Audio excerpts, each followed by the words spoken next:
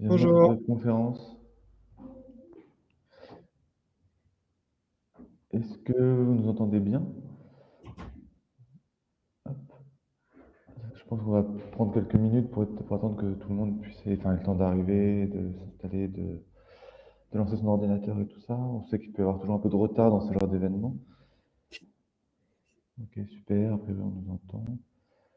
N'hésitez pas dans le chat à nous mettre en attendant qu'on commence vraiment la webconférence, de nous préciser d'où vous êtes déjà, mais également est-ce que vous avez un projet entrepreneurial?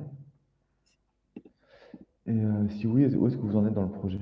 À quel projet, où est-ce que vous en êtes? Ça nous donnera quelques exemples sur lesquels on peut s'appuyer.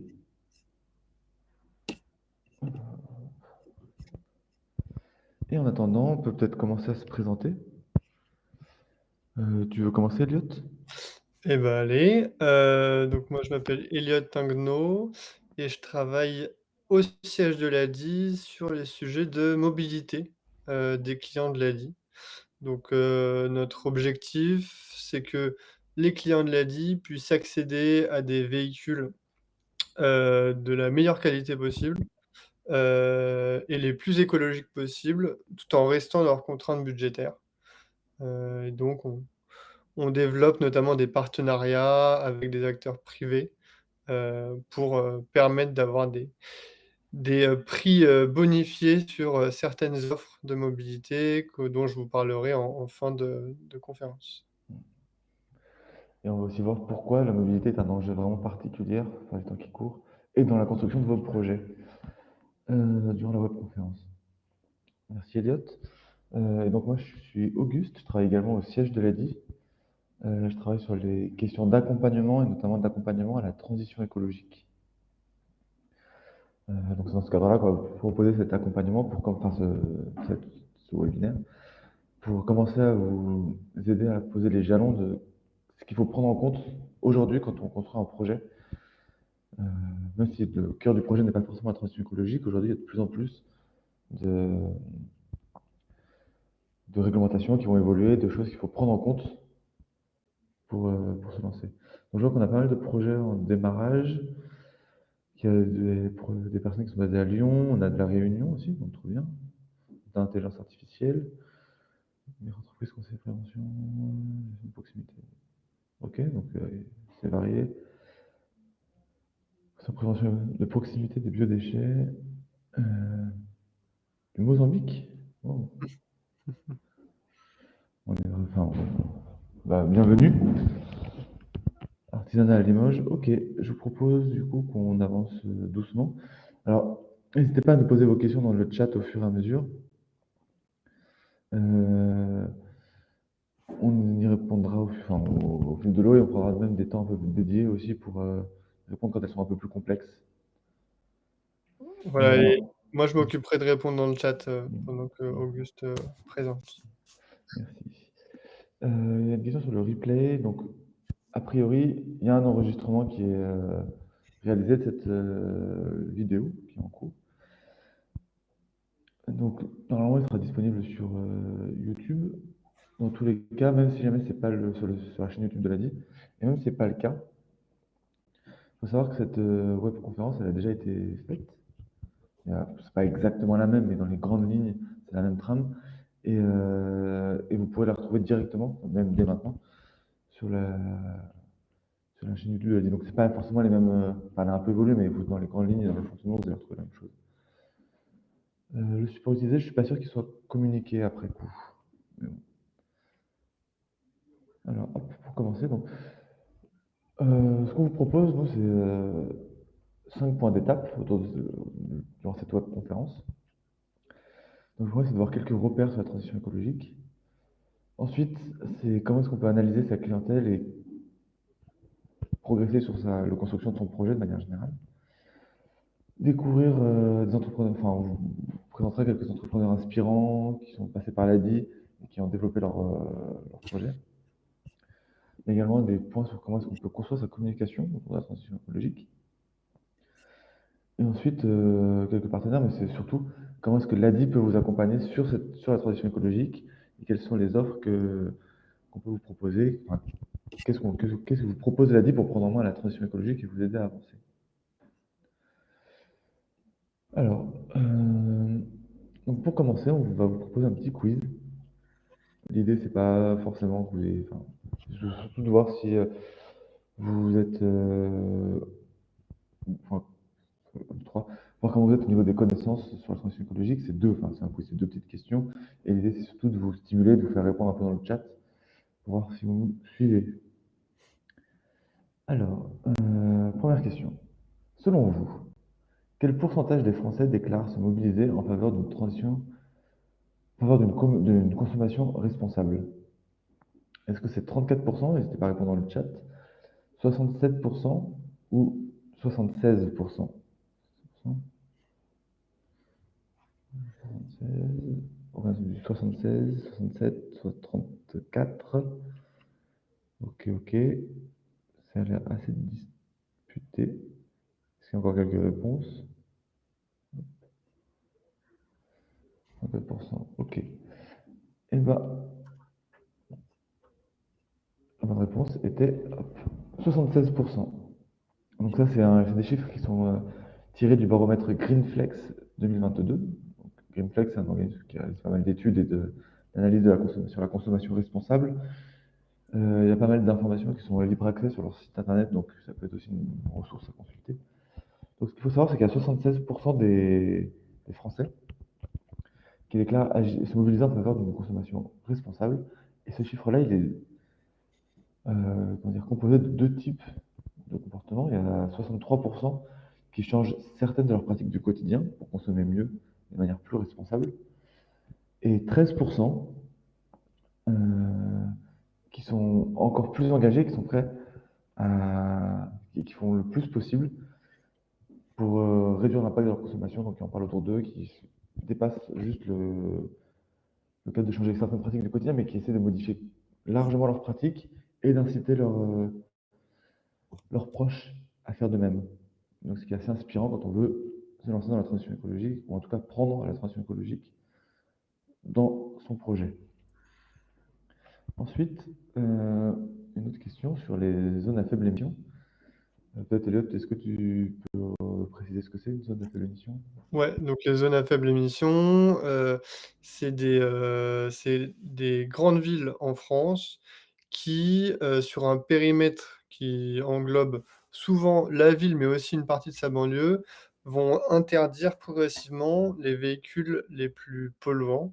Et quand on dit polluant, on parle ici de pollution de l'air et non pas, réchauffement climatique. Ce qui compte, c'est vraiment la qualité de l'air en ville.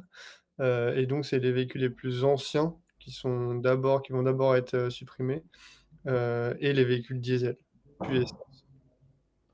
Super, merci. Et donc, selon vous, combien y a-t-il de zones à faible émission en France à l'heure actuelle? 4, 11 ou 24? Donc, zones sur lesquelles la mobilité en voiture va être. Ok. Ah, c'est intéressant, il y en a beaucoup plus de 11. Ah, putain. Alors, la réponse est, tac, en effet, 11 zones à faible émission. Je suis assez surpris parce qu'on a eu beaucoup de bonnes réponses. Enfin, habituellement, c'est plus partagé, donc c'est aussi, à mon avis, parce que la thématique devient de plus en plus prégnante et c'est plus plus connaître. Mais trop bien, vous avez eu la bonne réponse. Et tac, tac. Donc, à l'heure actuelle, on a 11 métropoles qui ont mis en place une zone à faible émission.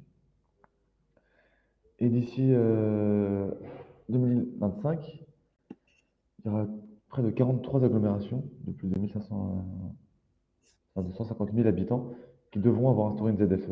Donc ceux qui ont dit 24, mine de rien, vous n'êtes pas si loin et vous avez juste un peu anticipé les choses. Donc on a eu quasiment que des bonnes réponses. Hum, donc voilà, donc tout ça c'est pour vous dire qu'il y a quand même un vrai enjeu. Ces questions-là ne sont pas anodines. Elles sont là pour vous montrer qu'il y a quand même un vrai enjeu autour de la transition écologique, que ce soit en termes de développement de votre activité, ou même en termes de réglementation qui vont évoluer, qui vont être à prendre en compte, parce que même comme l'a dit Elliot, les zones à faible émission, c'est pas conçu spécifiquement pour le réchauffement climatique, mais plus en termes de qualité de l'air. Mais ça symbolise un peu les réglementations qui vont arriver, qui arrivent au fur et à mesure, et qui vont contribuer à faire évoluer les projets, les activités, les entreprises. De plus en plus, là, le 1er août, par exemple, c'est assez anodin, mais ça prend en compte. Il y a eu l'interdiction de l'impression automatique des tickets de caisse et des tickets de carte bleue. C'est-à-dire qu'aujourd'hui, on ne peut plus imprimer directement ces éléments-là. Il faut demander au client s'il le veut avant de les imprimer. Donc, mine de rien, c'est un changement qui est assez anodin, mais si on n'a pas mis à jour son, son TPE, on se retrouve en situation d'illégalité, c'est pas très grave, et on peut très vite se retrouver avec des amendes ou autres, et ça peut très vite compliquer l'activité. Donc pour aller plus loin, cette question de ZFE, donc là, vous en avez un peu touché deux mots, mais Non, bah, je peux aller un peu plus loin. Donc ce qui se passe, c'est que, l'objectif, c'est d'améliorer la qualité de l'air dans les villes, comme je l'ai dit. Donc, il y a les plus grandes villes de France, pour le moment, donc il y en a 11. Comme, l'a dit Auguste, en 2025, il devrait y en avoir plus. Mais pour le moment, les calendriers d'interdiction ne sont annoncés que sur 11 villes et légalement, il y en a que ces 11 villes-là qui vont devoir annoncer des calendriers d'interdiction. Donc si autour de vous, il n'y a pas une de ces 11 villes, pour le moment, vous n'êtes pas concerné par les ZFE. Ces calendriers d'interdiction, il faut avoir en tête qu'en ce moment, ils sont pas encore, suivis d'amendes. C'est-à-dire qu'il y a pas il y a pas de mise en place concrète de ces interdictions au niveau, des amendes pour les véhicules qui seraient dans l'illégalité. Par contre, ce qui est prévu, c'est que début 2025, il y ait une livraison de radars automatiques, de l'État aux métropoles qui ont des ZFE et ces radars automatiques devraient cette fois-ci flasher automatiquement les voitures qui, ont des critères, les vignettes critères, je ne sais pas si vous êtes familier avec, ce terme, des vignettes critères interdites et donc envoyer directement l'amende, chez la personne concernée. Donc ces amendes, on ne sait pas exactement de combien elles seront, mais c'est plusieurs dizaines, voire centaines d'euros. Donc ça veut dire que début 2025, dans ces 11 ZFE, il va y avoir vraiment une mise en place d'amendes associées aux interdictions. Ce ne sera pas juste des menaces théoriques pour les personnes en inégalité. Donc les calendriers, ils diffèrent selon les ZFE. Ce qu'il y a un peu à avoir en tête, même si c'est à préciser, mais c'est que les critères 4, 5 et 3 vont être interdits en 2025 dans les agglomérations de Paris, Lyon, Strasbourg, Rouen et Marseille. Et pour les autres, c'est des calendriers un peu différents. Mais en tout cas, pour ces 5 villes-là, interdiction des critères 5, 4 et 3 et donc attention au type de véhicule, que ce soit des véhicules utilitaires et des véhicules particuliers, que vous achetez ou que vous louez, en fonction de ces interdictions. ouais, donc ça témoigne quand même du vrai enjeu qui est autour de ces interdictions, de ce que ça va pouvoir impacter sur votre projet. Là, je vois un message qui me dit que la personne sera concernée en 2025 sur Perpignan. Et qu'elle dispose d'un Alors retour je pense pas que client. Perpignan, fasse partie des 11. Clairement, Perpignan, pour le moment, n'a pas annoncé de ZFE. Donc voilà, renseignez-vous sur la grande ville à côté de chez vous, s'il y a une ZFE ou pas. Vous tapez, ZFE Perpignan sur Google et en 2 secondes, vous le savez. Il y a voilà, les 11, je vais pas les nommer ici, mais il y a pas Perpignan dedans. Donc pour le moment, en 2025, il y a pas d'annonce d'interdiction au-delà de ces 11 villes. Donc, voilà. Mais ça vaut quand même le coup de potentiellement anticiper le fait que ça puisse arriver, de se tenir informé de ces éléments-là. Euh, donc, pour revenir à notre sujet, quelques repères classiques pour commencer, pour entreprendre dans la transition écologique et en faire une stratégie gagnante pour son entreprise. Donc, la transition écologique, c'est un concept qui est au croisement de trois sphères. Le premier, c'est l'environnement. Donc, il faut que, en effet, c'est ce qui nous vient le plus en tête quand on parle de transition écologique, c'est la partie environnementale, donc être respectueux de l'environnement. Mais quand on parle de projets entrepreneuriaux, il faut aussi évidemment prendre la partie économique. Il faut que votre projet soit viable et vous permettre de vivre de cette activité. Mais également le côté social, c'est-à-dire qu'il faut que ce soit que ça réponde aux besoins de la société à l'heure actuelle. Sinon, il faut créer votre chiffre d'affaires et que ce soit être dans l'air du temps, entre guillemets. Donc, si on devait définir la transition écologique, ce serait une évolution vers un nouveau modèle économique et social de développement durable et qui recouvre des façons de consommer, produire et travailler, de vivre ensemble pour répondre à des grands enjeux environnementaux. C'est ceux qui sont inclus dans le changement climatique et de la raréfaction des ressources et de la disparition de la biodiversité, donc, et qui implique notamment des risques sanitaires, sociaux et environnementaux.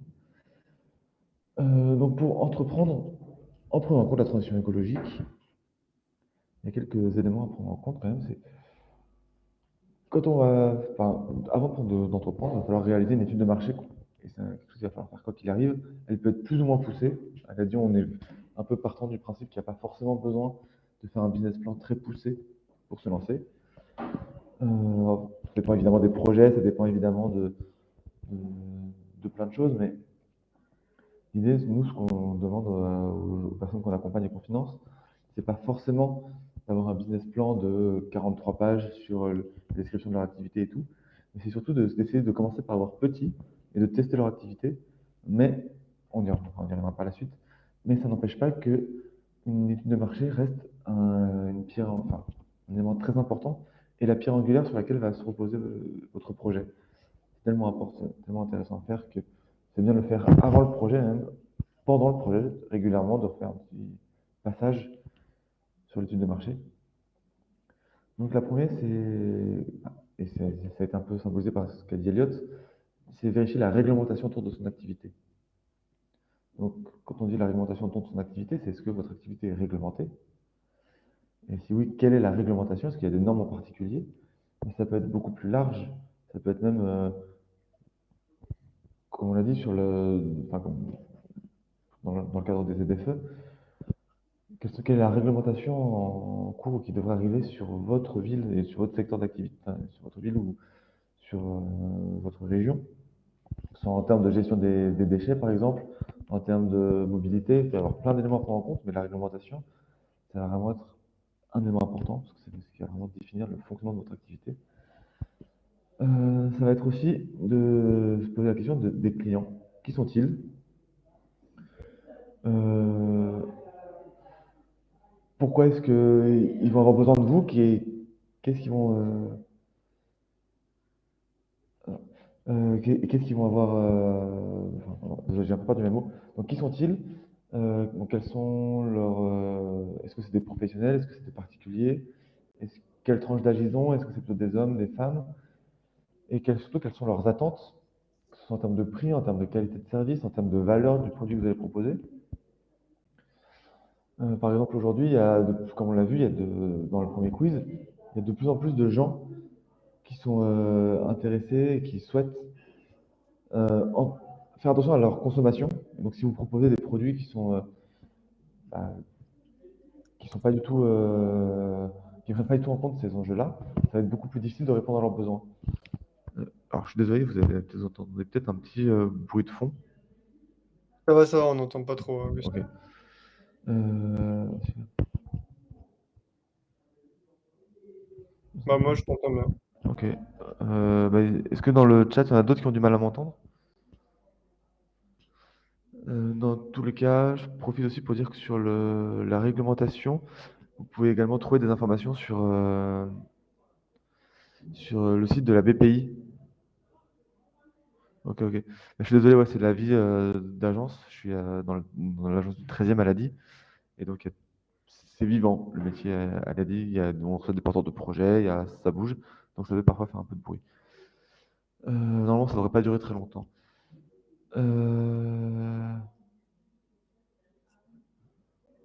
Ouais, la résonance, ça, c'est la salle et je ne peux pas grand-chose, malheureusement. Donc voilà, donc sur le site de BPI France, vous avez des fiches aussi sur la réglementation des secteurs d'activité. Ça concerne, enfin, et sur notamment les activités réglementées. Donc ils vous demandent des diplômes ou autres, parce qu'il faut savoir que là on parle de transition écologique, mais au-delà de la transition écologique, l'étude de marché, ça va être central, parce que vérifier la réglementation, par exemple, si vous êtes boulanger, si demain vous voulez vous lancer dans la boulangerie ou dans l'artisanat, il y a certains métiers d'artisans, boulanger, BTP ou autres, qui vont vous demander un diplôme ou de justifier de plusieurs années d'expérience pour, euh, pour vous lancer, pour pouvoir créer votre activité. Donc ça, c'est important de le prendre en compte.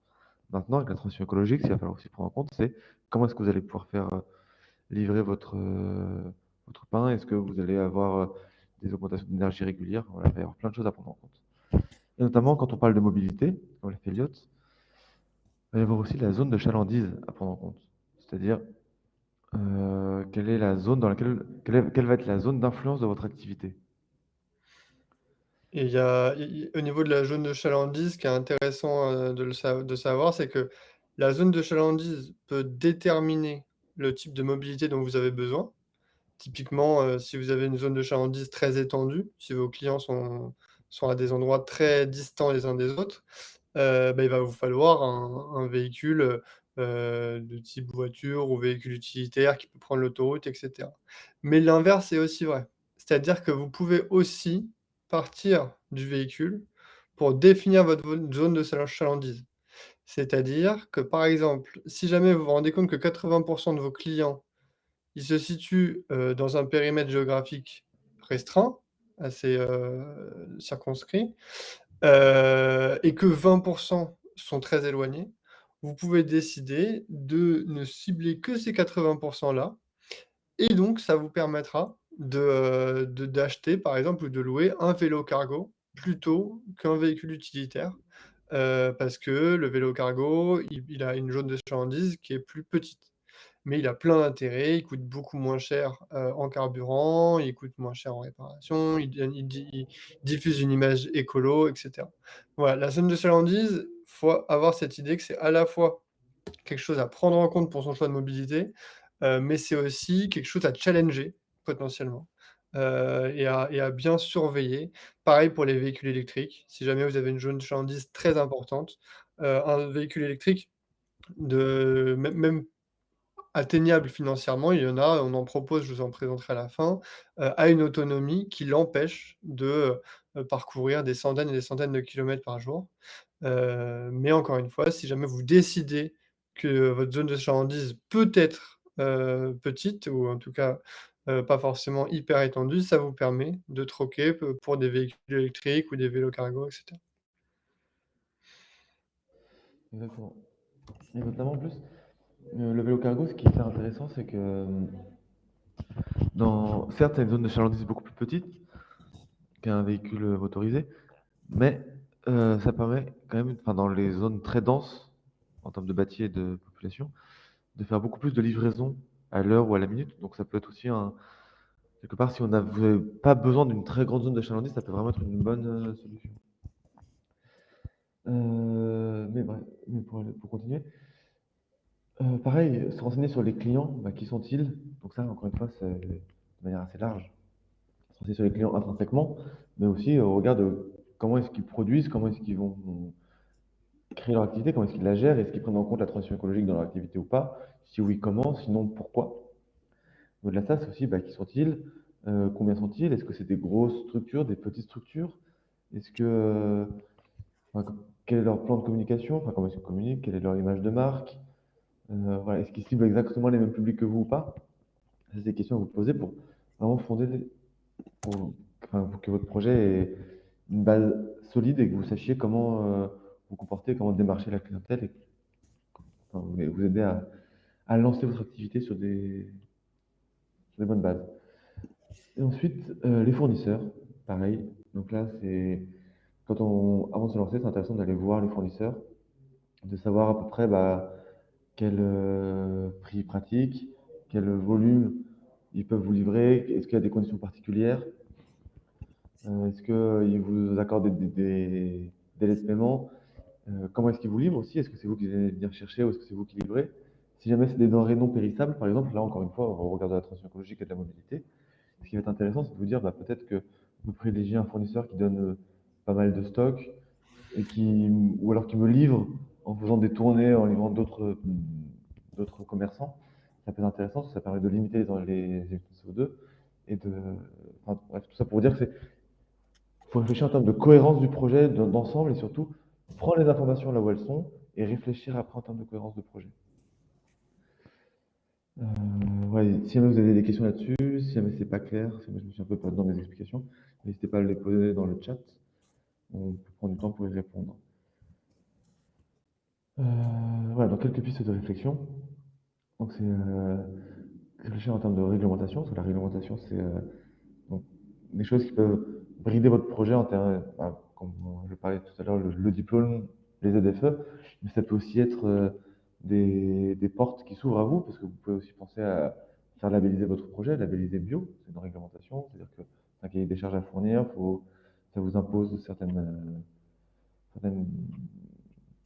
une charte à respecter. Pareil pour les certifications. Mais en même temps, ça vous ouvre des portes, ça vous permet de vous différencier de la concurrence et aussi de cibler davantage les clients auxquels vous allez vous adresser, en tout cas de vous ouvrir des marchés. Le choix de fournisseurs et des sous-traitants et des partenaires, ça aussi, ça va être important de vous poser certaines questions et enfin, de vous ouvrir des perspectives en termes de qui sont vos partenaires et où est-ce qu'ils sont localisés. Parce que par exemple, si vous allez utiliser faire appel à un partenaire qui est proche de chez vous, potentiellement, ça peut vous coûter un peu plus cher parce qu'il y a, enfin, un peu plus cher qu'un partenaire qui est situé à l'autre bout du monde. Mais en même temps, ça peut aussi être de mettre en avant un partenaire local, réussir à gagner en termes de visibilité, de communication, et surtout d'avoir un partenariat gagnant-gagnant avec ce fournisseur ou ce partenaire. Donc, la localisation, ça peut être aussi sur des questions un peu plus larges, mais en termes de droit du travail, avec qui est-ce que vous voulez être associé, ça peut être pas mal de choses. Voilà, donc après, c'est le mode de distribution. Donc, comment est-ce que vous allez faire parvenir vos produits aux clients? Donc, ça va être. Il y a pas mal de questions à se poser. Est-ce que vous voulez enfin, que vous soyez sur Internet, en boutique ou que vous êtes plus chez vous? Alors, pas mal de choses à se poser. Quand vous allez sur Internet, déjà vous posez la question de la lourdeur en termes de données de la page Internet. Et surtout, même après, comment est-ce que les gens vont se procurer vos produits? Est-ce que c'est vous qui livrez? C'est vous qui livrez comment est-ce que vous livrez? Si jamais c'est eux qui viennent chercher, comment est-ce qu'ils accèdent à vos locaux? Est-ce que vous êtes en zone, comment dire, en zone commerciale périurbaine où tout le monde est obligé de prendre sa voiture? Ou est-ce que vous êtes tout en centre-ville? Voilà, ça va être plein de choses à prendre en compte. Encore une fois, si vous êtes en zone commerciale et tout ça, c'est pas très grave. C'est aussi des questions de nécessité, parce que ça apporte de la clientèle. Mais voilà, tout ça pour dire que c'est des questions à se poser et vous avez pas mal de marge de manœuvre quand même pour prendre en compte l'évolution de votre activité, enfin la création de votre activité. Et surtout, vous allez pouvoir aussi réfléchir en termes de communication, comment est-ce que vous allez communiquer auprès de votre activité, enfin, auprès de sur votre activité auprès de votre clientèle, flyers, support, enfin voilà, aujourd'hui il y a pas mal de supports qui existent.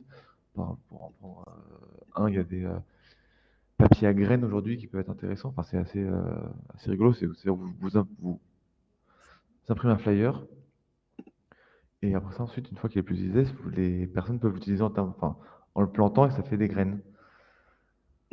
Alors, petite question sur les mesurer, voilà, le poids des pages internet et tout. J'avoue que moi, je suis pas spécialiste du domaine. Sur internet, vous allez pouvoir trouver pas mal d'informations et surtout, dans tous les cas, j'imagine que vous n'êtes pas forcément vous-même développeur. Donc, ce qui est intéressant, c'est que quand vous allez passer par des prestataires, vous cherchez à définir votre offre, c'est que ça fasse partie de votre cahier des charges de base. C'est-à-dire que ce soit pas juste une page où vous dites, bah tiens, j'aimerais bien qu'il y ait possibilité de payer sur le site internet, j'aimerais bien qu'il y ait possibilité d'avoir 3 ou 4 pages produits, mais vous dire aussi, voilà, j'aimerais bien aussi que ce soit le plus léger possible. C'est des choses que vous pouvez légitimement demander à votre prestataire ou à la personne qui va vous aider à développer votre site internet. Il faut aussi avoir une idée des ordres de grandeur, hein. C'est-à-dire Mhm. que typiquement dans le numérique, ce qui va le plus avoir un impact carbone, c'est très largement les outils informatiques, physiques que vous achetez. Si vous changez de téléphone et d'ordinateur, fréquemment, ça va être beaucoup plus impactant que, le poids de votre site internet. Donc c'est pas pour ça qu'il faut pas l'avoir en tête, mais voilà, il faut prioriser, par rapport à l'impact, l'empreinte carbone et l'empreinte écologique, en général, des différentes sources, de pollution de votre activité. Mmh. Exactement. C'est pour ça qu'on parle aussi beaucoup de cohérence dans le projet et voir, enfin, et se poser la question des tenants et des aboutissants qui est vraiment une cohérence globale. Parce que c'est vrai que si vous imprimez un site, enfin, si vous développez un site internet qui est léger, mais que derrière vous changez vos supports informatiques tous les ans, ça n'a pas beaucoup de sens. Euh, donc voilà. Et surtout, enfin, n'hésitez pas à vous poser la question. Enfin, là, on n'aura pas le temps d'entrer forcément dans le détail de chaque activité, de chaque. Comment est-ce qu'on peut chiffrer? On a d'autres ateliers dont on vous reparlera par la suite, qui va d'entrer plus dans le détail et qui peuvent être proposés. Mais en effet, l'acheter reconditionné, c'est une très bonne base. Enfin, c'est une très bonne chose. Et surtout, j'ai envie de vous dire, là-dessus, c'est aussi vous poser la question si vous prenez la peine d'acheter reconditionné, de développer un site internet qui soit plus léger, par exemple, ou de privilégier des modes de transport doux.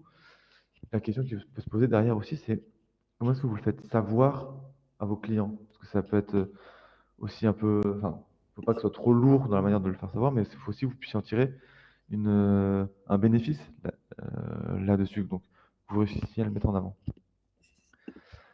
Et donc, c'est pour ça qu'on va vous parler aussi aujourd'hui de la typologie des consommateurs. Donc là, ça, c'est basé aussi sur un baromètre Greenflex de la consommation responsable. C'est quelque chose qui a été. Donc, on peut voir que c'est un peu daté, ça date de 2019. Mais ce qui est intéressant, c'est plus l'outil qu'il faut retenir que réellement les pourcentages détaillés exactement. Et c'est plus vraiment l'outil qui est intéressant à mettre en place et voir ce qu'il peut nous apporter. Parce que vous pouvez aussi faire ça avec vos échantillons en analysant vos clients potentiels, essayer de reproduire un graphique pareil en fonction des informations que vous avez récupérées via des questionnaires, des entretiens, des échanges avec des partenaires ou des concurrents ou autres. Donc là, c'est un baromètre qui pose qui place sur deux axes. Un qui vise à plutôt positionner les consommateurs et les clients en fonction des actions de consommation responsable. Donc, est-ce qu'ils ont des actions régulières de consommation responsable ou pas? Est-ce qu'ils s'impliquent dessus? Ou absence de consommation responsable. Et l'axe vertical, c'est plutôt appropriation des enjeux de la responsabilité et implication individuelle. Ou l'autre, c'est distance par rapport aux enjeux de réchauffement climatique et de consommation responsable, et ou envie de se déléguer, enfin de déléguer la prise en compte de ces enjeux-là et comment ils s'y impliquent, et dédouanement de la responsabilité individuelle. Donc, tout ça pour dire que ça vous permet d'évaluer un peu comment est-ce que vous allez, en fonction de qui vous ciblez et de qui va être votre cœur de cible, comment est-ce que vous allez pouvoir vous adresser à ce public-là. Donc là, on a plusieurs typologies de personnes. Donc on a quatre axes, mais qui sont séparés en quatre grandes familles, encore une fois. Donc ça veut dire que là, on va avoir par exemple dans le rejet, on va avoir des gens qui n'ont pas d'absence, enfin qui ont une absence d'action en faveur de la transition écologique, de la consommation responsable, et qui n'ont pas envie d'en avoir. Clairement, c'est pas l'enjeu, ça ne les intéresse pas. Donc là, on va avoir les enjeux de gens qui sont sceptiques ou agacés la consommation responsable. Ça, c'est des courants un peu réactionnaires qu'on peut retrouver régulièrement. On entend un peu parler dernièrement, mais voilà, par exemple, sur les enjeux de consommation de viande, par exemple, vont être, bon, moi j'aime bien mon bout de viande et j'ai pas envie de faire d'efforts parce que c'est mon plaisir et c'est ce que j'ai envie de mettre en place. Et ce que je viens de dire là, ça peut être légitime, mais derrière, c'est pas du tout l'envie de questionner même l'enjeu de la consommation responsable à travers la consommation de viande, de consommer mieux, s'ils veulent pas changer leur pratique. Donc c'est peut-être un secteur d'activité sur lequel un segment de clientèle sur lequel on va se dire, bah, ok, c'est peut-être pas là-dessus qu'on va se concentrer si on veut mettre en avant la transition écologique au cœur de nos activités. Ou alors, il va falloir aller les chercher euh, via d'autres biais, parce que c'est qualitatif, parce que ce que vous proposez répond bien à leurs besoins, mais c'est pas via la transition écologique et via la consommation responsable que vous allez pouvoir les faire acheter chez vous. Ensuite, vous allez avoir plutôt en haut à gauche des gens qui sont plutôt dans l'intention. C'est des gens qui ont envie de consommer responsable, mais qui ne le font pas. Donc ça peut être pour plein de raisons, et ça c'est aussi la chose qui va être intéressante, c'est l'enquête qu'il va y avoir à réaliser derrière, et comment est-ce qu'on peut amener ces gens à consommer de manière responsable, surtout que c'est un secteur qui est assez intéressant, c'est quasiment un quart des gens, potentiellement sur le baromètre des Greenflex, pour voir si les pourcentages n'ont pas évolué, et surtout vous, en fonction de là où vous vous situez, de vos produits et tout, si jamais ça correspond à la même chose, mais voilà, ça peut être notamment des personnes qui sont en situation d'insécurité, donc qui n'ont pas forcément beaucoup de revenus, et qui vont avoir du mal à mettre l'argent pour consommer de manière responsable. Donc là, c'est la question, c'est comment est-ce que vous allez pouvoir les amener à consommer mieux. Et donc potentiellement, ça peut être en mettre en place une stratégie de prix, une stratégie de prix plus adaptée à leurs besoins, essayer de les emmener en leur disant que voilà, petit à petit, à consommer mieux. Donc ça peut être en commençant par un produit, par une gamme de produits. Alors voilà, donc il y a des manières de faire. L'idée, c'est d'avoir une stratégie marketing qui soit en cohérence avec ce que vous allez proposer. Avec ce secteur de clientèle-là, si jamais vous vous rendez compte que c'est eux qui sont majoritaires par rapport à là où vous vous situez et à ce que vous proposez dans votre type de marché. Ensuite, vous allez avoir des insouciants. Donc là, c'est des gens qui vont avoir tendance à consommer responsable, mais sans spécialement le vouloir. C'est-à-dire qu'ils ne sont pas en train de mettre en place des actions concrètes de consommation responsable, mais qui vont, enfin, concrètes et réfléchies de consommation responsable, mais qui vont avoir envie de le faire quand même. Et donc là, c'est un groupe, par exemple, qu'on voit qui s'appelle les 5G. Donc c'est des gens qui vont être très axés sur les nouvelles technologies, un peu Instagram, tout ça, qui vont avoir envie de se mettre en avant, de mettre en avant leur mode de consommation, parce que mais plutôt parce que c'est stylé, entre guillemets, que parce que c'est écologique. Et donc ça, par exemple, ces gens-là, si jamais c'est des gens qui font partie de votre cœur de cible, leur parler du réchauffement climatique et de la consommation responsable, ça va être intéressant, mais derrière, il va falloir aussi leur vendre un style de vie. Voilà. C'est quelque chose qu'il va falloir mettre en avant, c'est un style de vie. Que les produits soient beaux, par exemple, et que ils aient envie de les mettre en avant. Et après ça, vous avez les derniers euh, secteurs d'activité où là, vous allez avoir les authentiques, des proactifs, des gens qui sont vraiment plus militants ou autres. 40, 80, 45%, 49% des gens qui ont été interrogés, donc près de la moitié. Donc là, c'est des gens qui ont vraiment foncé à mettre en place beaucoup d'actions de consommation responsable et qui sont vraiment très proactifs et qui vont avant tout se baser sur le- les valeurs du produit et de ce que vous proposez. Pour faire un petit focus sur plusieurs typologies, donc comme on l'a vu, il y a les authentiques. Donc ça, c'est parmi ceux qui sont qui ont envie d'avoir une vraie consommation responsable.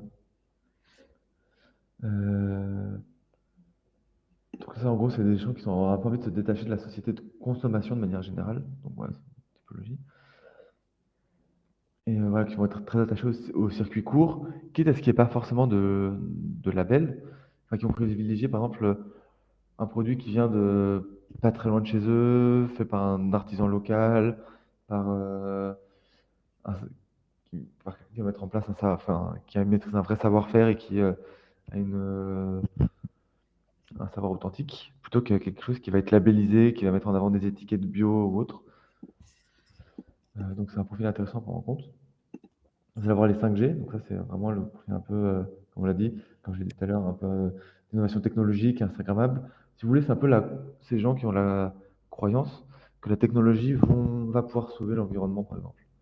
Et donc ils vont être très axés réseaux sociaux, applications, notation, Yuka, par exemple, machin.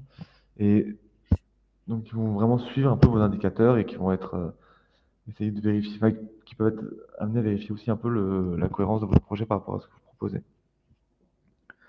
Et surtout, comme j'ai dit tout à l'heure, qui vont être vraiment surtout en recherche de reconnaissance sociale. Ça veut dire que, par exemple, si jamais ils consomment chez vous et que demain, ils se rendent compte que bah, finalement, il y a certes votre produit, on va dire n'importe quoi.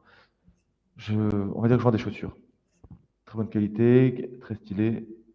Si jamais je leur dis que mes produits sont produits en France et que c'est moi qui les fais ou autre, bah, c'est des gens qui vont être amenés à venir chez moi, mais si jamais ils se rendent compte que par exemple, bah, en fait, le cuir avec lequel je produis mes chaussures, bah, il est produit dans des conditions horribles, que c'est pas, ça respecte pas l'environnement ni euh, les conditions, enfin, les droits humains, et ben ça va être les premiers à me descendre et que je vais perdre directement. Et ensuite, vous avez tout un panel de personnes qui sont en insécurité, qui ont envie de consommer mieux, mais qui ne peuvent pas pour des questions, enfin, qui ont du mal à le faire pour des questions financières ou autres. Et donc là, il y a vraiment une question à se poser de comment est-ce qu'on les amène à consommer mieux. Bien sûr, là, on fait des typologies, ça peut être, enfin, c'est des catégories, c'est des cases. Les choses sont beaucoup moins simples dans la vie de tous les jours. Et surtout, il y a plein de gens différents et vous n'allez pas pouvoir cibler tout le monde. Donc la question, c'est vraiment de se poser, c'est vraiment parmi les profils qu'on a vus, parmi euh, l'ensemble des gens enfin, des typologies qu'on peut faire sur la planète Terre, qui vous allez cibler et qui va être votre cœur de cible. Ça ne veut pas dire que que vous allez vous borner à eux, mais quels sont les gens que vous allez principalement cibler? Et ça, c'est des choses qui vont permettre en termes de communication, en termes de cohérence prix-produit, d'être en accord avec ce que vous proposez. Et surtout, ça vaut la peine de réfléchir aussi à rapidement la traçabilité de vos produits, créer un sentiment d'appartenance à une communauté, des producteurs locaux, voilà, des labels. Est-ce que ça vaut la peine de se faire labelliser si vous adressez principalement à des personnes qui rentrent dans la catégorie authentique? Clairement, la labellisation, elle peut arriver dans un second temps. En revanche, si vous êtes plutôt sur la catégorie 5G, ça peut être intéressant de le faire assez rapidement. Voilà, bref, c'est un peu de détail, mais voilà, c'est pour vous dire que l'étude, c'est aussi enfin, c'est surtout pour mettre en avant que le fait qu'une étude de marché et s'intéresser surtout, enfin, étude de marché, c'est un bien grand mot, mais vous intéresser à votre clientèle et qui elle est et ce qui l'intéresse, ça va être c'est essentiel pour développer votre projet. Pour votre communication, en fonction de, encore une fois, quand vous avez ciblé votre projet, il va y avoir pas mal de choses qui peuvent être pertinentes. Donc voilà, donc c'est savoir à qui vous allez vendre votre projet, comment présenter votre entreprise, et c'est surtout essayer de fidéliser vos premiers clients. C'est-à-dire que les premiers clients que vous allez recevoir, leur proposer un service qui va être top, ça va vous permettre d'en faire des ambassadeurs, ça va vous permettre de faire en sorte qu'ils aillent en parler à leurs amis, à leurs proches, à leurs collègues de travail, et ça peut même valoir la peine de réfléchir à mettre en place pour les premiers clients ou des offres promotionnelles au début, en disant que voilà, si jamais il y a une personne qui vient de votre part, et ben, vous avez, je sais pas, combien de pourcents de réduction sur votre prochain achat ou autre.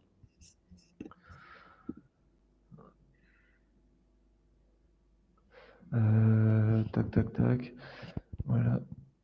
Ouais, donc, et surtout, ça vaut la peine de réfléchir aussi à un plan de communication. Quand je dis plan de communication, c'est pas forcément un truc très élaboré. Enfin, plan de communication, c'est quelque chose qui est utilisé par les experts de la communication. Détachez-vous de ça. L'idée, c'est plus que vous planifiez vos communications, que vous opériez les grandes phases de fonctionnement de votre activité. Ok, bah, l'été, peut-être que si vous vendez des vêtements, par exemple, si je reprends mon exemple de chaussures, peut-être que les chaussures que je vais vendre en été, au départ en avril, mai, juin, juillet, août, ça va pas être les mêmes que celles qui vont être le plus vendues en septembre, octobre, novembre. Et donc voilà, ça veut dire qu'il faut que j'adapte ma communication en fonction de ça. Il faut que j'adapte aussi voilà, enfin, ma communication en fonction des journées internationales telle ou telle chose, de la femme, de l'environnement, voilà, du jour de dépassement. Voilà. Et identifier les dates sur lesquelles vous allez pouvoir communiquer, mais aussi identifier les canaux de communication, ça va être pertinent. C'est-à-dire qu'en fonction de ce à qui vous allez vous adresser, ça ne va pas être les mêmes manières de communiquer. Si votre cœur de cible, en fonction de ce que vous proposez, c'est plutôt des personnes qui ont entre 40 et 50 ans, qui sont déjà installées dans leur vie professionnelle et tout ça. Bah, Facebook peut être un bon canal de communication, par exemple. Euh, à l'inverse, si jamais vous vous adressez plutôt à des gens d'une zone très définie, si vous faites des marchés, bah, à ce moment-là, ça va être plutôt du bouche à oreille, essayer de rencontrer les gens, de vous faire connaître par différentes manières, faire des flyers pour que les gens se rappellent de vous, mettre en place des offres promotionnelles, d'ailleurs plein de manières de faire.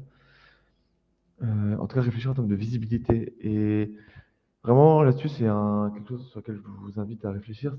On peut très facilement avoir tendance à dire qu'on s'adresse à tout le monde. Mais ça, enfin, personnellement, je trouve que c'est un peu que c'est une erreur, entre guillemets. C'est-à-dire on s'adresse jamais vraiment à tout le monde. Parce que ne serait-ce qu'il va y avoir des questions de zone de chalandise, il va y avoir des questions de prix, il va y avoir des questions de représentation, il va y avoir des questions aussi de vous, tout bêtement, si vous êtes sur le point de vous lancer, vous n'allez pas pouvoir vendre à tout le monde, vous allez avoir des journées qui font que 24 heures, vous allez avoir de l'administratif à faire à côté et tout. Donc, en termes de charge de travail aussi, vous n'allez pas pouvoir vous adresser à tout le monde, en tout cas au début. Et c'est bien au début enfin, de vraiment d'essayer de cibler. Donc, il y avait une question dans le chat sur les typologies. Donc on peut s'adresser à trois typologies de personnes. On peut s'adresser à une, on peut s'adresser à... Il n'y a pas de limite, entre guillemets. Le tout, c'est vraiment de réfléchir à, OK, pourquoi on s'adresse à ces personnes-là? Est-ce que c'est adapté? Et comment est-ce que ça fonctionne? Et qu'est-ce qu'on propose? Enfin, j'ai envie de vous poser la question là-dessus. Poser la question de pourquoi est-ce que vous vous adressez à cette typologie de personnes-là? Et pourquoi est-ce que ça match avec cette clientèle-là? Euh, tac, tac, tac. Donc là, vous pouvez aussi mettre en place des partenariats, mettre en place des...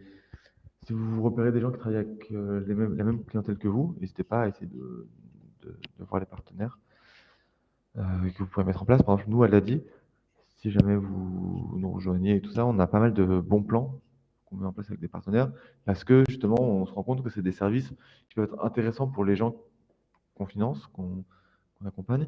Et que nos partenaires aussi, souvent, se rendent compte que bah, euh, on a un service qui peut répondre à leur clientèle. Donc on a plusieurs types de partenariats, mais voilà, c'est intéressant de voir comment est-ce qu'on peut fonctionner en synergie avec,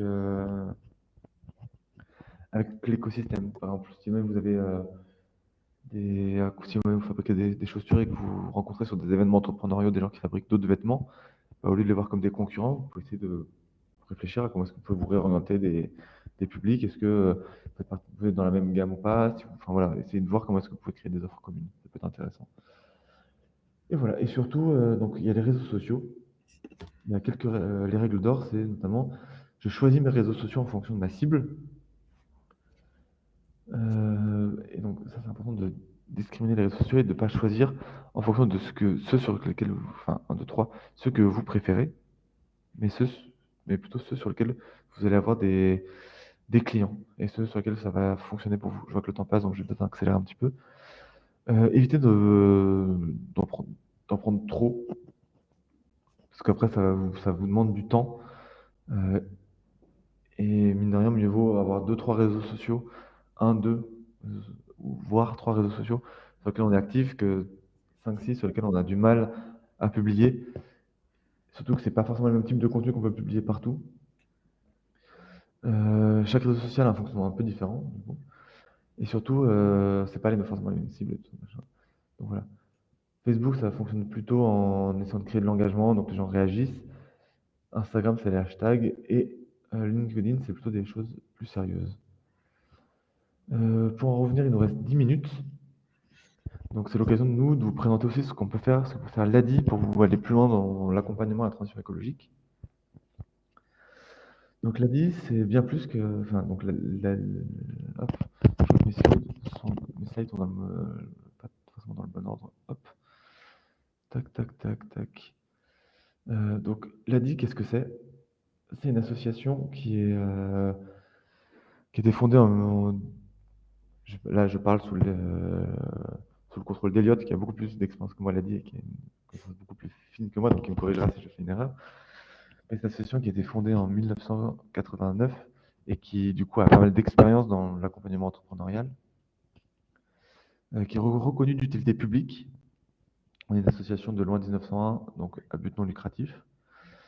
et présente sur l'ensemble du territoire.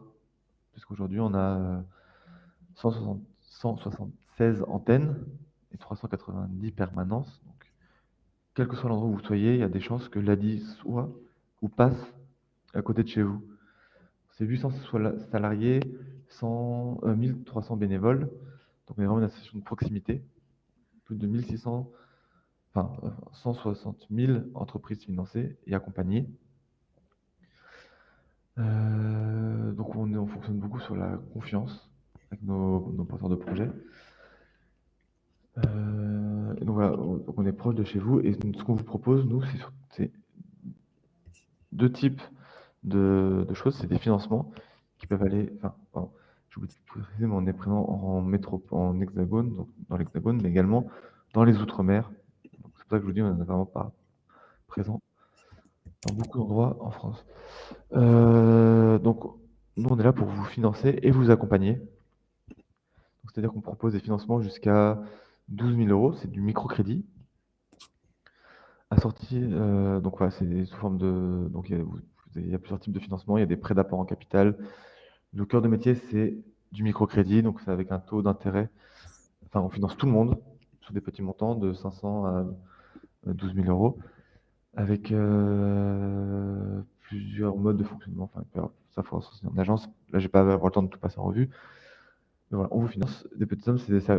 Nous, on s'adresse surtout à des gens qui n'ont pas accès à l'épargne bancaire, au crédit bancaire. Donc, ça va être parce que les montants sont trop petits, parce que la banque refuse de financer, parce que vous êtes interdit bancaire, parce que vous êtes à Pôle emploi, parce que vous êtes au RSA. Pour plein de raisons, la banque peut ne pas vous financer. Maintenant, on est là pour vous aider à mettre le pied à l'étrier. Et en plus de vous financer, on vous propose un accompagnement. C'est-à-dire qu'on va avoir un suivi personnalisé, des ateliers collectifs, des formations, des webconférences comme celle-ci, mais comme vous allez pouvoir en avoir plein d'autres tout au long de la semaine, soit organisées par les équipes en local ou par le siège, des tutoriels, voilà, sur des thématiques très variées, commerciales, marketing, digital, enfin, voilà, marketing digital, gestion, juridique. On est là pour s'assurer que ça se passe bien pour vous, pour vous expliquer le fonctionnement de l'ADI et du microcrédit.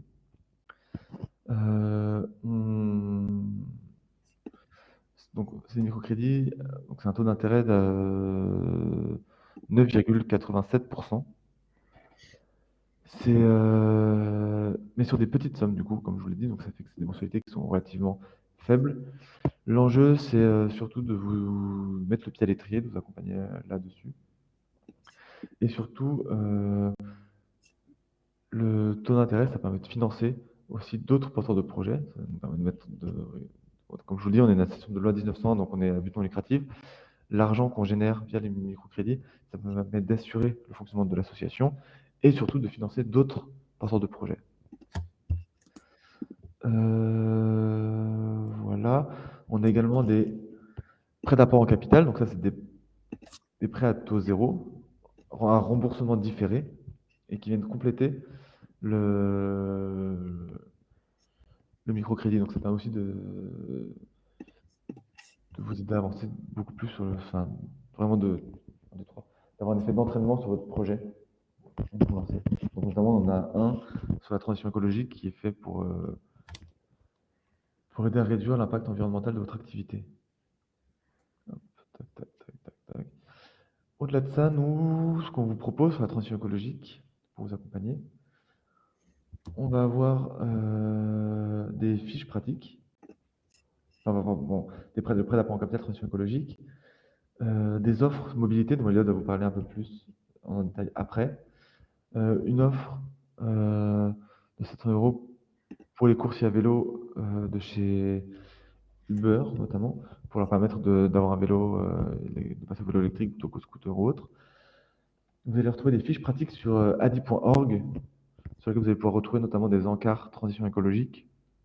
Sur une partie d'entre elles, je crois qu'il y en a une cinquantaine qui ont des encarts avec transition écologique. Et vous en avez 4 qui sont centrés sur la transition écologique. Vous en avez 5 qui sont centrés vraiment sur la transition écologique. Si vous souscrivez un financement ADI, vous allez avoir également accès à un parcours mailing sur différentes thématiques. Il y en a un sur la transition écologique qui peut vous permettre de de d'avoir des informations au quotidien sur comment prendre en compte la transition écologique au fur et à mesure du développement de votre activité. Vous allez avoir également, des outils et ateliers, pour, comment dire? Qui sont là pour vous accompagner à la transition écologique. Donc ça, n'hésitez pas à vous rapprocher des agences, ADI qui sont là pour vous aider ou de la plateforme ADI. Et surtout, vous allez avoir, et même on a des bons plans qu'on peut vous proposer, donc c'est ce dont je parlais sur les partenariats. C'est qu'on a un partenariat avec AFB. Donc AFB, c'est une entreprise qui fait du reconditionnement d'outils informatiques. Et donc le reconditionnement, ce qui est vraiment intéressant, c'est que ça vous permet intrinsèquement d'avoir accès à du matériel de meilleure qualité, enfin, plus haut de gamme que ce que vous pourriez avoir avec du neuf et à un prix intéressant. Et là, dans ce cadre-là, vous allez avoir en plus des 10% de réduction. Et je crois que la livraison est offerte dès que vous avez dépassé 70 euros d'achat. Ensuite, bon, pour revenir plus en détail, je vais passer la parole à Elliot sur la partie mobilité et les offres mobilité qui peuvent être intéressantes. Ouais, donc on a un partenariat avec Renault qui vous permet d'accéder à des voitures neuves, ce qui est très compliqué, surtout en ce moment avec les prix. Donc c'est 3 modèles de Dacia neuves, accessibles à l'achat ou en location avec option d'achat. Il y a un modèle électrique, il y a un modèle essence et un modèle GPL plus essence. Donc elles sont toutes critères 0 ou critère 1 et donc l'intérêt de la LOA, c'est location avec option d'achat, c'est que ça permet de louer le véhicule sur 3 à 4 ans et ensuite de pouvoir en devenir propriétaire, en payant l'option d'achat. Donc ce qui est bien, c'est que, ça vous permet de le louer avec un microcrédit de l'ADI, et ensuite un autre microcrédit de l'ADI peut vous servir à financer l'option d'achat. Voilà donc c'est l'intérêt aussi de cette offre, c'est de vous permettre d'avoir accès aux aides de l'État. Parce qu'il y a des aides comme le bonus écologique qui ne cible que les véhicules électriques. Il y a la prime à la conversion qui, permettent aussi aux personnes qui ont un véhicule à mettre à la casse de, bénéficier d'une aide, conséquente, pour acheter leur véhicule et ici, les garages Renault partenaires de l'offre font l'avance de ces aides. C'est-à-dire que le prix de la location, est, automatiquement diminué du montant des aides, auxquelles vous avez droit. Donc c'est un peu la seule façon pour vous d'accéder à ces aides parce que si jamais vous achetez un véhicule sur le bon coin, il y aura pas d'avance, et donc vous allez devoir payer, plein pot d'abord les véhicules, éligibles critère 1, critère 0 qui sont des véhicules assez chers, pour ensuite se faire rembourser plusieurs mois plus tard. Donc ça c'est très compliqué alors que là, avec cette offre, vous avez directement les aides avant même d'acheter le véhicule. Voilà, donc le gros intérêt aussi des véhicules neufs, c'est qu'ils ont des coûts à l'usage au niveau des frais de réparation, frais d'entretien qui sont très rarement pris en compte par les gens pour choisir, les véhicules c'est des coûts à l'usage beaucoup plus faibles que, pour les véhicules d'occasion. Donc voilà, ça c'est vraiment l'intérêt de l'offre. N'hésitez pas à en parler à un conseiller ADI, si vous voulez en savoir plus et l'offre suivante, c'est, un partenariat avec ALD, donc qui est une filiale de la Société Générale et qui fait de la location longue durée. Donc c'est comme la location avec option d'achat, sauf qu'à la fin, il y a pas d'option d'achat. On peut pas devenir, propriétaire du véhicule. Donc là, c'est un partenariat avec l'ADI qui permet aux clients de l'ADI de bénéficier d'un rabais de 15 sur l'offre de location longue durée d'ALD sur des véhicules d'occasion récents. Donc vous pouvez accéder aux véhicules d'occasion que vous souhaitez, du site d'ALD, mais il faut, avec un code, que le conseiller ADI vous donnera, vous aurez un rabais de 15. Donc l'intérêt, c'est que l'entretien et la réparation sont inclus dans le loyer. C'est pour ça qu'il faut se prendre en compte, si vous comparez ça à l'achat d'un véhicule, d'occasion, c'est que ou à la location, avec option d'achat sans entretien, c'est que là, il y a l'entretien et les réparations qui sont pris en compte et c'est des véhicules, récents et globalement critères, 1 et 0. L'intérêt aussi, c'est qu'on peut louer le véhicule entre 1 et 3 ans et donc si jamais vous voulez tester votre activité, si jamais vous n'êtes pas encore sûr du type de véhicule qu'il vous faut, le fait de louer 1 an seulement le véhicule, bah, ça vous permet ensuite de pouvoir acheter un véhicule, de pouvoir louer un autre véhicule. Voilà, c'est assez flexible et donc vous n'êtes pas obligé de vous engager directement sur un véhicule sur plusieurs années. Ça permet d'avoir cette flexibilité, qui est assez précieuse pour de nombreux entrepreneurs qui, peuvent pouvoir changer, de type de mobilité, de type de véhicule selon l'évolution de leur activité. Voilà, donc encore une fois ici, n'hésitez pas à poser la question sur l'offre à vos conseillers ADI. Il y a qu'une dizaine d'endroits en France où on peut aller chercher, le véhicule. C'est les conseillers, les connaissent, voilà. Et bah, c'est tout pour moi. Je sais pas si vous avez des questions? Ouais, bah, Auguste, je te laisse présenter les ressources. Voilà, enfin, si vous avez des questions, là, je vous mets juste cette slide-là pour que vous puissiez faire une capture d'écran des ressources si besoin. Vous puissiez la retrouver dans le MP. Voilà, dans tous les cas, n'hésitez pas à poser vos questions parce qu'on a fini la présentation avec un petit peu de retard. On peut prendre quelques minutes pour répondre à vos questions si vous en avez. En tout cas, j'espère que ça vous a plu et que ça va pu vous aider à avancer sur vos projets. Je vois qu'il y a ça écrit dans le chat.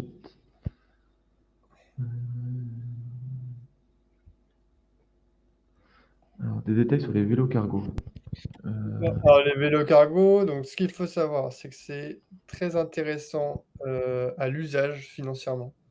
C'est-à-dire que ça va vous coûter beaucoup moins cher, que les véhicules utilitaires, lorsque vous vous déplacez avec, parce que ça marche à l'électricité, qui coûte beaucoup moins cher que l'essence, surtout en ce moment.